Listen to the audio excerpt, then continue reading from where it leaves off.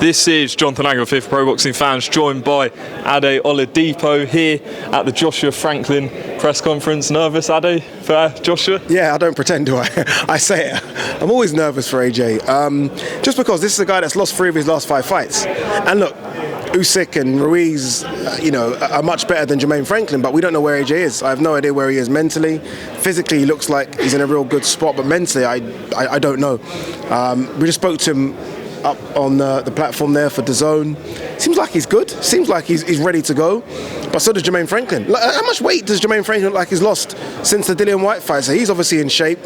He wins, it's the lottery.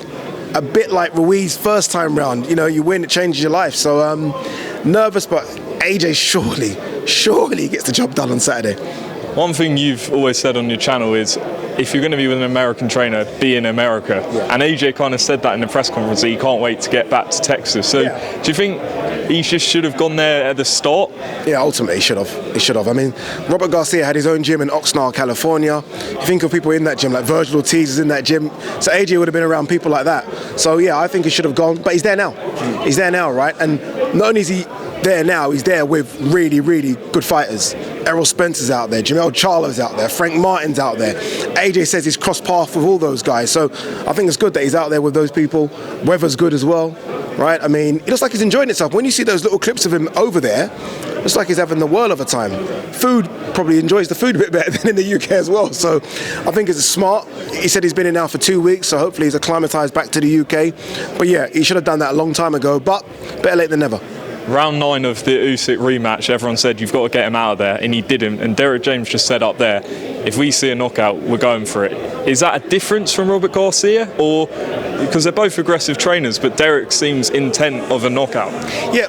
With all due respect, one's taken on Jermaine Franklin, one's taken on Oleksandr Usyk. It's all, you know what I mean? You see an opening with Jermaine Franklin, I mean, yeah, go for it. You see an opening with Usyk, it might be a trap. Yeah. You know what I mean? Because he's that good. It's a southpaw as well, so it's a lot easier fighting Jermaine Franklin than Oleksandr Usyk. But look, AJ looks bigger, doesn't he? He's obviously been built for destruction.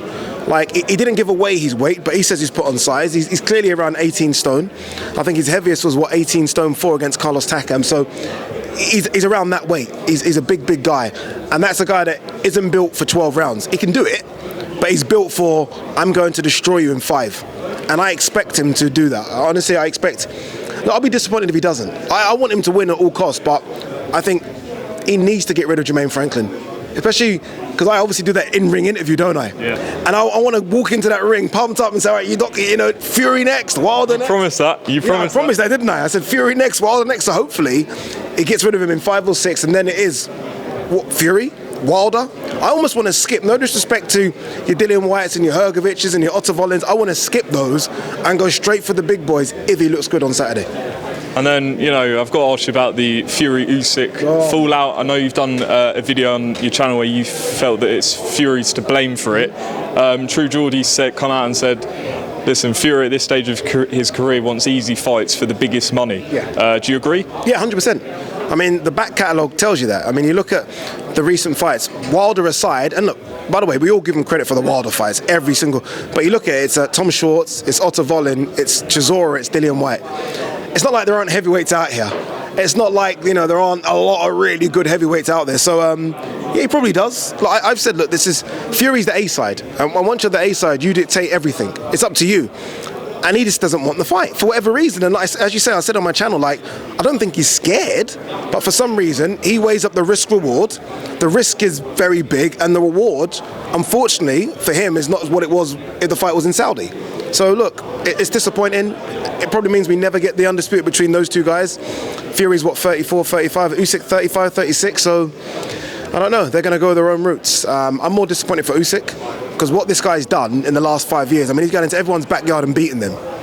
Honestly, if Usyk were to have fought Fury and won, there's an all-time great discussion, because he's going to every single person's backyard and taking their belts, and he was way up for it. Remember when Fury was on the apron screaming at him and Usyk just laughing like, what's this? I've just come from war.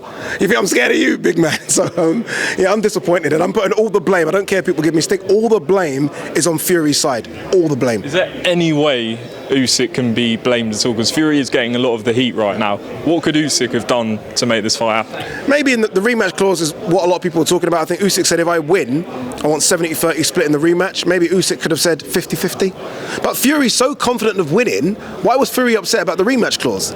Like the rematch would have only happened at 70-30 if Usyk won. Fury's been talking to us for the last couple of years that he's fighting this middleweight, this little gap-toothed middleweight. It's supposed to be easy work, and all of a sudden, you're ducking the easy work, man. You're ducking. And you know what upsets me the most? AJ got beat twice, and I wanted people to understand who AJ lost to, and I think they would have seen it if Fury fought Usyk. By the way, I think Fury would have beaten Usyk, but I think people would have been like, wow, that Usyk guy is incredible. And I think AJ's reputation that's been tarnished a little bit wouldn't have been so bad.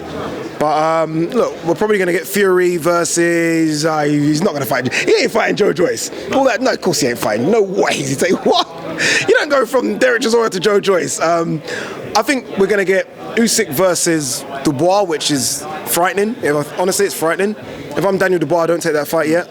And maybe Fury versus. Honestly, I can't even think of who he's going to fight. I don't know. I have no idea. Final question. Maybe AJ. Maybe he sits it out, see how AJ looks on Saturday, gets the call out, and maybe they can agree something. No doubt you're asking about that if he wins. Final question. We always talk about sort of fights that draw the wider public interest. One that definitely has, I think, Tank Garcia in a few weeks' time.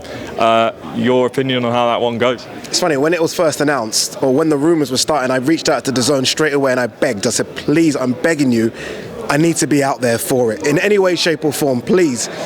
And then they kind of told me it's a Showtime production. We're showing it on DAZN, but it's a Showtime production. I was like, okay, you must be doing some sort of build-up shows. He's like, yeah. And I was like, please, and I'm on it. So I am flying out for it, which is incredible. But yeah, it's the one, isn't it? I mean, it's a special one because you've got two different fan bases as well. Ryan Garcia's fan base is completely different from Tank's.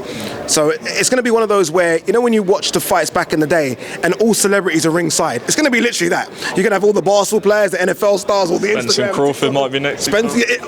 Everyone's going to be there. Ade, no joke. But no, it's crazy. And then obviously a month later you've got Devin Haney versus Loma.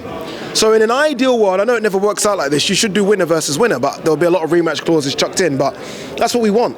You know, boxing, as much as the Fury-Usyk thing turns people off of boxing, and I get that, we have got some good fights coming up. Now, you look at the schedule in the next couple of months, it's not bad. And then you're going to obviously turn those over for the winter. So aside from Fury-Usyk not happening, decent fights are happening.